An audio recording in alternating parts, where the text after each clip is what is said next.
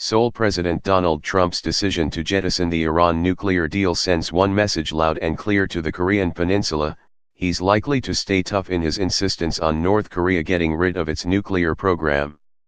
The two cases, to be sure, are quite different. Iran has yet to fabricate any nuclear warheads, while North Korea is believed to have produced between 40 and 60 of them at its main nuclear complex at Yongbyon, 60 miles north of Pyongyang. Nonetheless, Trump's message that the U.S. will not be held hostage to a nuclear-armed Iran evokes memories of his threat at the United Nations last year to rain fire and fury on North Korea if the North persisted in aiming nuclear-tipped missiles at the U.S. South Korean Foreign Ministry officials, aware in advance of Trump's decision on Iran, mingled optimism with a certain foreboding in discussing the implications for the summit that Trump is to have with North Korea's leader Kim Jong-un. The general view, one official told me, was that the Iran decision means Trump will stick to his guns on CVID complete, verifiable, irreversible denuclearization whenever he meets Kim. The realization that Trump needs to see North Korea dismantling its nukes, however, does not seem to be raising doubts as to whether Kim will go through with the summit. Secretary of State Mike Pompeo was on his way back from his second trip to Pyongyang on Wednesday, after not only clarifying details for the summit but also making clear Trump will not relent in his demand for denuclearization.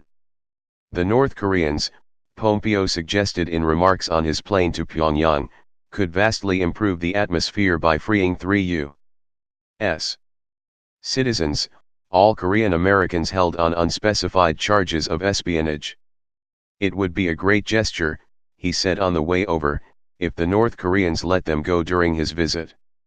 And indeed, they did exactly that near the end of a long day that ended with Trump tweeting that Pompeo was in the air and on his way back from North Korea with the 3 wonderful gentlemen, who, he said, seemed to be in good health.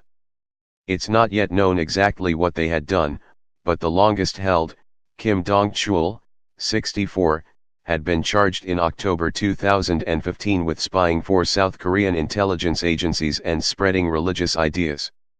The other 2, Tony Kim, 59, and Kim Hak-song, had been arrested 2 weeks apart in April of last year at the Pyongyang airport as they were leaving after completing brief stints at the Pyongyang University of Science and Technology, a private university based in the Chinese city of Yanji, run by a devout Korean Christian.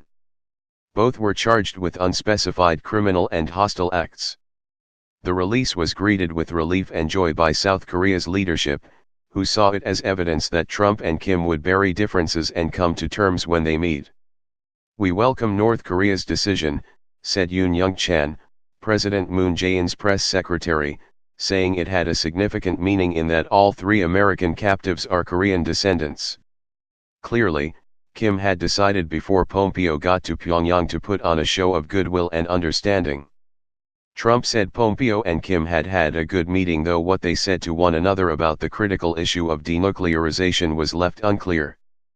Pompeo may not have told the North Koreans exactly what Trump might say to Kim at the summit, but Trump's decision on Iran presumably came up over the course of several hours in Pyongyang, including another meeting with Kim, whom he had seen in his earlier trip at the beginning of April. One obvious inference from Trump's denunciation of the Iranian program is that he won't be happy with freeze for freeze, that is, North Korea's pledge not to test nukes and long-range missiles while the U.S. and South Korea forswear military exercises. En route to Pyongyang, Pompeo gave a clue as to the firmness that Trump will display, indicating the president places the same priority on enforcing sanctions against North Korea as he does against Iran. "We are not going to do this in small increments where the world is essentially coerced into relieving economic pressure," he told reporters. "That won't lead to the outcome that I know Kim Jong-un wants and I know President Trump is demanding. Rather, we're hoping to set out that set of conditions that will give them this opportunity to have a historic, big change in the security relationship between North Korea and the United States, meaning complete, verifiable, irreversible denuclearization." By this logic, Trump would not be open to scaling down in Korea simply on the understanding the North was also reducing its nuclear stockpile, although he said South Korea should pay a far higher price for the defense provided by the United States. Amid contentious talks between U.S. and South Korean officials on burden sharing, U.S. officials have denied Trump may want to withdraw some of the 28,500 U.S. troops from Korea in tandem with denuclearization. South Korean officials are hopeful that Trump and Kim will manage to come out with a joint declaration committing North Korea to denuclearization, even if it offers few if any real details on how to go about it.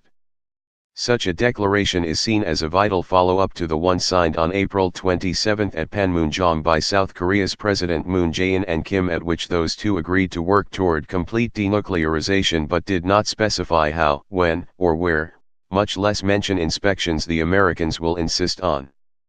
U.S. and South Korean officials worry, however, that North Korea's close ties with Iran on exchanges of nuclear technology and sales of North Korean missiles may convince Kim of the need to get just as tough as the Iranians in responding to what they are likely to see as Trump's betrayal of the carefully wrought Iran nuclear deal. There is no doubt that Trump's decision comes as a shock to the North Koreans. Both North Korea and Iran acquired expertise, technology, and advice from the infamous Pakistani nuclear physicist A.Q. Khan, Abdul Qadir Khan, father of his country's nuclear bomb, who reaped a fortune in payoffs from both of them. And North Korea's relations with Iran go deep. Iranian engineers and technicians have been present at North Korea's nuclear and missile tests, according to Bruce Bechtel, author of a number of books on North Korea's military build-up. North Korean engineers have also advised Iranians on building Scud and Rodong missile variants and provided the technology from the North's long-range T-Podong for Iranian models, said Bechtel. Moreover, according to Bechtel, North Korean engineers have used their skills at tunnel building to construct underground facilities in which Iran produces centrifuges for nuclear devices powered by enriched uranium. In Pyongyang, Pompeo may be expected to suggest that North Koreans stop such activities, holding up Trump's decision on Iran to show that the American president means business when it comes to dealing with North Korea as well.